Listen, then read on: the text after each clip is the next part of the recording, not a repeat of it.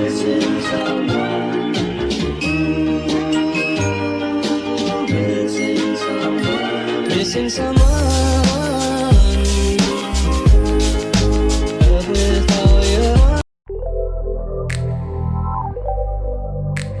Matumbo is basically intestines, and here in Kenya we have goat or cow intestine. It is a delicacy that is loved by many, and today I'm just going to show you how to make this delicacy. First off, you need to know how to clean your matumbo. You need to clean them really well because they tend to carry a lot of sand and a lot of not so clean things, because I mean they are the intestines. That is where everything is processed, right? Right. Cool.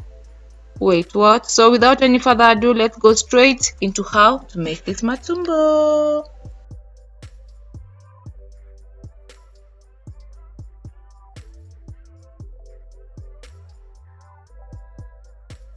Matumbo itakangi madodo mingi ngaribu flavor. Now we are going to chop everything up. We're going to start with the garlic, the pepper, and the ginger. The ginger, we are going to leave it as full as it is because after it boils, we are going to remove it. Okay? Okay, so I'm going to pour this in the matumbo and let them boil together. And then I'm going to show you the stage where we're going to add the salt, because I was afraid I didn't want the matumbo to be ngumu, to be hard, if I put the salt prematurely. So I'm just going to let it boil first before I put in the salt. So we are going to let it boil for 2 to 3 hours. Goat matumbo tends to get done easily, so if you have that cow matumbo, give it 2 to 3 hours. Okay?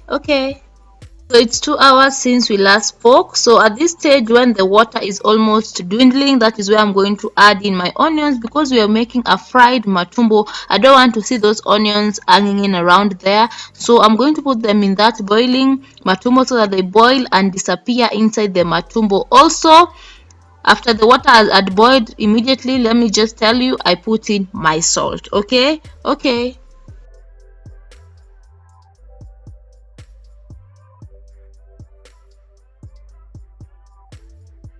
Now the matumbo is almost drying, so I'm going to remove the ginger and also the pepper inside here. Okay, so I remove the pilipili and the ginger. Okay.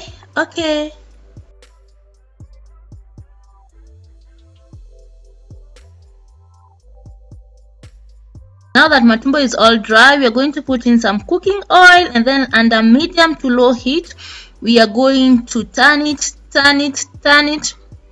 until it gets to where we want. Okay, the goal is to have very fried, crispy, nice, tasty, not really crispy, but you get the dry matumbo thing, right? That is the goal. So we are going to put it under medium to low heat, turn it like that until it is dried out nicely. We're also going to test for salt. Okay.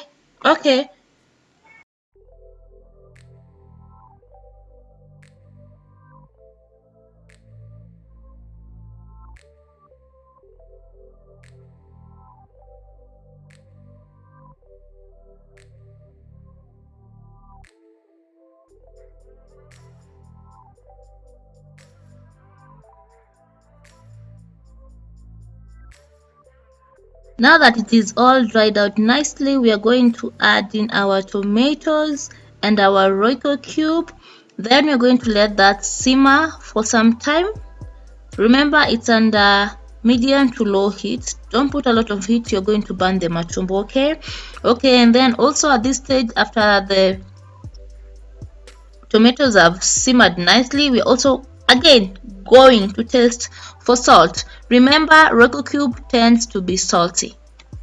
This is our matumbo. After the tomatoes have simmered, you need to stir it until you see the tomatoes have really disappeared. So I'm going to give that another 1 minute.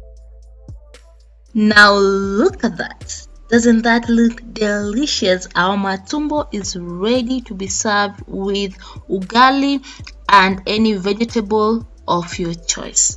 Thank you so much for watching. Don't forget to subscribe. Click on that notification bell to get notified whenever I upload a new video. Bye bye.